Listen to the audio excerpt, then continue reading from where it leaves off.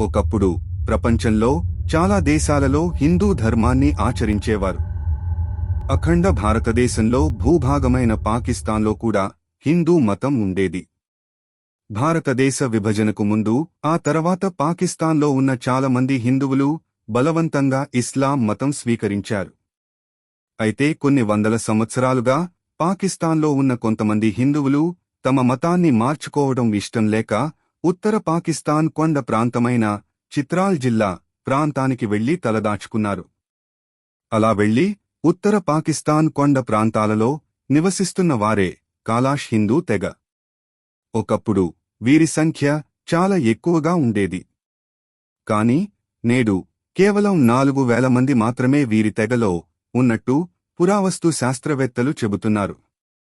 వీరు హిందువుల ఆరాధ్య దైవం అయిన శివుడిని పూజిస్తారు.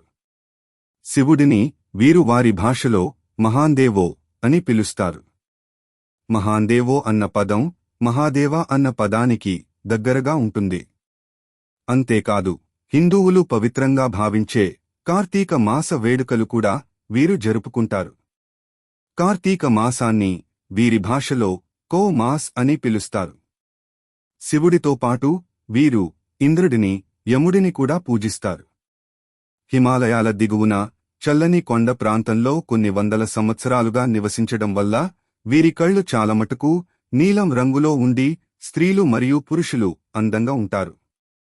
వీరు చూడటానికి యూరోపియన్లలాగా ఉండడం చేత కొంతమంది వీరిని భారతదేశం మీదికి దండెత్తి వచ్చిన అలెగ్జాండర్ వారసులు అయి ఉంటారని భావిస్తున్నారు. అలాగే కొంతమంది పురావస్తు శాస్త్రజ్ఞులు వీరు మహాభారతం కాలం నాటి గాంధార దేశం, ఇప్పటి ఆఫ్ఘనిస్తాన్ నుండి వలస వచ్చి ఉంటారని చెబుతున్నారు. కాని వీరు శివుడిని ముఖ్యమైన దైవంగా పూజించడం వలన వీరిని హిందువులుగా గుర్తించారు. వీరి అందమైన పురాతన హిందూ సంస్కృతిని, సంప్రదాయాలను చూడటానికి ఇతర దేశాల నుండి వస్తుంటారు.